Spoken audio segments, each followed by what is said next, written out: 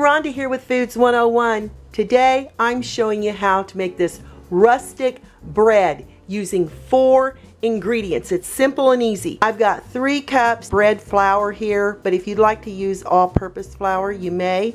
You're going to need a teaspoon of salt. I'm using a kosher salt. If you'd like to use regular table salt or Himalayan salt, you may. 1/4 of a teaspoon of your active dry yeast. This is original. And 1 3/4 cups of warm water. The ideal temperature on your water here should be 110 degrees Fahrenheit. If you put your finger in your water when it's hot and you can't hold your finger in there, then your water's too hot. Just make sure it's a nice lukewarm water, something you take a nice warm bath in. I'm going to start by adding my salt here to my 3 cups of bread flour. And again, if you want to use the all-purpose flour, you may. I'm going to cut off the tip of my yeast package here with 1/4 of a teaspoon. I'm going to add it here to my salt and flour. Whisk these ingredients well together. It doesn't take long, just a few whisks. To the right, to the left, north, south, to the right, to the left. You got it. Make a well in the center here. Add that warm water all at once. Start pulling your flour to the center. This is going to be a very, very sticky dough. I have made this bread one time and everyone absolutely loved it. And you're not going to believe how simple it is to make. You want to make sure all that flour's well incorporated. We're going to let this yeast dough rise in this bowl. I'm going to take a spatula, get it off my wooden spoon there, get it off the sides of my bowl. See how that just scrapes down lovely? Now this is time to cover with plastic wrap. You want to make sure that your dough doesn't dry out while it's rising. And then I cover it with a tea towel. We're going to let this sit anywhere for 1.5 hours to 3 hours in a nice warm draft-free area, or until your dough doubles in size. I'm going to be baking this bread in a 5-quart Dutch oven with a lid. Be looking for it while your dough rises. It's been 2 hours and let's take a peek to see if our dough has doubled in size. And it has. Oh, smells so delicious. We're going to transfer this onto a floured surface. I've got a little piece of parchment paper down here. I'm generously gonna flour it very well because this dough is very, very sticky. See how sticky that is? We're going to put it right here onto that very floured surface. Oh, yum, the glutens are just perfect with this dough. I'm gonna sprinkle a little flour on top, and I like using the parchment paper so you can bring it over. You see how that's gonna stick, but then there's flour beneath it.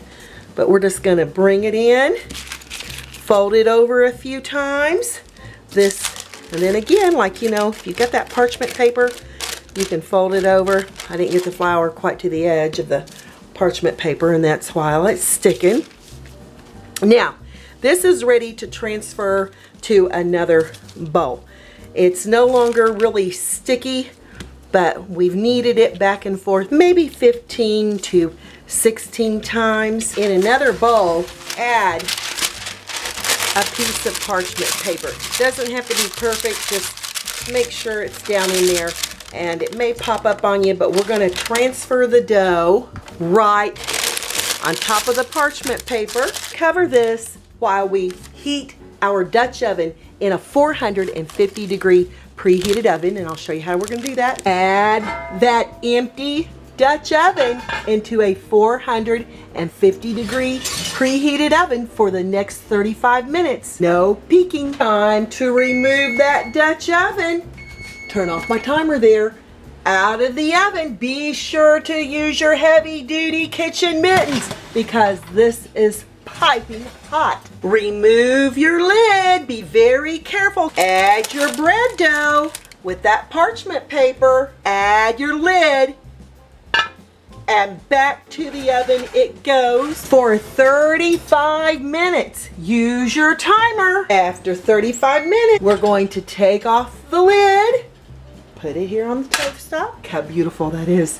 And we're gonna bake this an additional 10 minutes without the lid on 450 degrees Fahrenheit. Rustic bread has baked. Look how beautiful and golden that crust is. Now the idea is to get it out of the Dutch oven as fast as possible onto a cooling rack. And see, you can pick it up right out of that Dutch oven with your hands, just touching the parchment paper. Do not touch that Dutch oven because it's still super duper piping hot. Remove it from the parchment paper. And we're gonna let this cool down for an hour or 2 or even 3.